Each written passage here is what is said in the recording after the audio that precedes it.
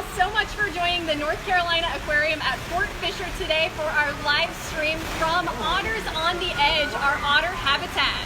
My name is Morgan and I'm one of the educators who works here at the aquarium, and I'm super excited to celebrate World Otter Day with all of you, as are the otters who are getting some enrichment this afternoon.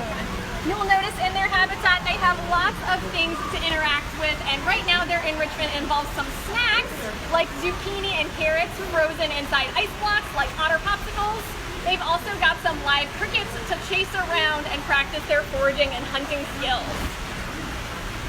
Now this enrichment seems like a special celebration for our otters, but this is a daily part of their life here in our care at the North Carolina Aquarium at Fort Fisher.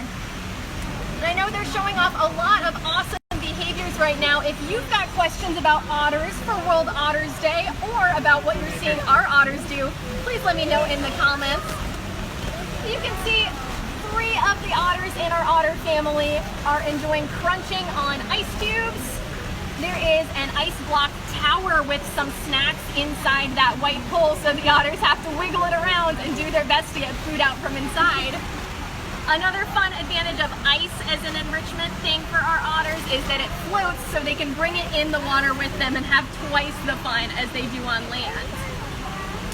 Now our otter family here at our aquarium has 4 Asian small-clawed otters in it. There is a mom and a dad in the family group. They are Asta and Oscar. And we also have their 2 children, a daughter named Triton and a son named Ray. And they have lots of favorite foods. These otters in the wild are going to eat mostly clams and crustaceans and small animals with hard shells that live in the water. Here, our otters love to eat fish, and they love a lot of different foods. They've got blueberries. They like their fruits and veggies. I have noticed carrots seem to be their least favorite snack, even though it's very nutritious for them. They are amazing swimmers. These otters can stay underwater for up to 8 minutes at a time. Even though they're really small, they are very good at holding their breath. Their lungs are way more effective at holding oxygen than ours are. They're very active. These are Asian small-clawed otters, so they are different from the otters who live in the wild in North Carolina. And one big difference is that they're the only species of otter in the world that regularly uses their paws to find food instead of their mouths. So you'll notice our otters, as they're exploring their enrichment today, using those paws with very sensitive fingers to feel and dig and move things around, just the same way we use our hands. That is one of the ways they get information about their environment. For everyone just joining us, thanks again for tuning in for our World Otter Day live stream here at the North Carolina Aquarium at Fort Fisher. My name is Morgan, and these are 2 of the Asian small-clawed otters in our family, enjoying some enrichment to celebrate World Otter Day. Our otters here are very well taken care of. They have access to food. The veterinarians come to give them regular checkups to make sure they are staying healthy. But Asian small-clawed otters in the wild have some challenges that these otters do not face. And actually their population is declining in the wild for a couple of different reasons. Now, our otters have an abundance of food, even if sometimes they have to work for it to get it out of that ice popsicle. I love when they actually pick the food up and toss it with their paws. That's my favorite thing to watch. They'll do that with rocks too. They make their own fun. But Asian small-clawed otters in the wild are having some problems finding enough food. The foods they like to eat, like crabs and mussels and clams, are declining because of poor water quality in some of the wetlands and rivers they live in. These are pretty small otters, but they're all fully grown. We had a question about how big they get, and Asian small-clawed otters are the smallest otters in the world. They only grow to be about 10 pounds at most, so kind of cat-sized, and maybe about 1.5 to 2 feet long. They are a good bit smaller than our native North American river otters you can find in the wetlands here in North Carolina. We're going to pop over to the next window to get a view of them swimming.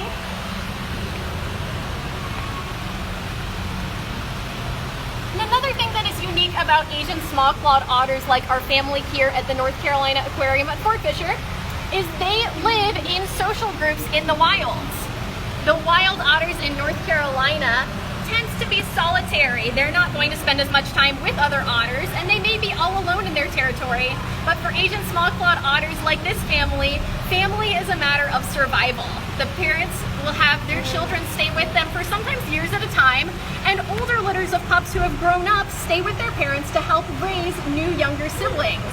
They'll sometimes even have otters who aren't related join the family, and they might live in family groups even as large as 20 otters in the wild. An average size for a small-clawed otter family is about 4 to 15, so our family of 4 here is within that range. And it may grow sometime in the future because these otters are part of what we call a species survival plan.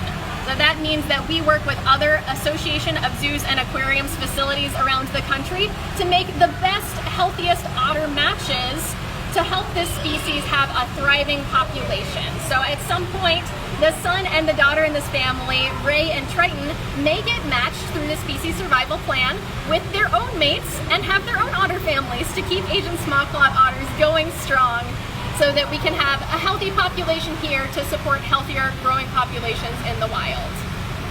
If you want to know what to do to help otters, these otters are losing some habitat to land changes where they live.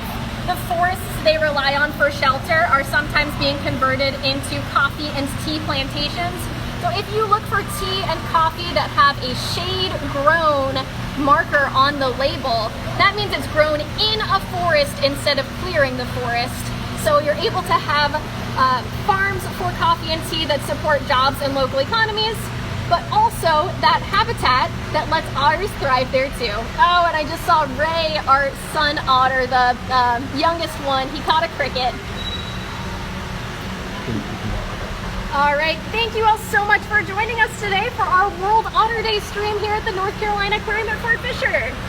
If you want to see our otters in person, you are welcome to come and visit us. Just make sure you book your ticket in advance online or by calling us on the phone.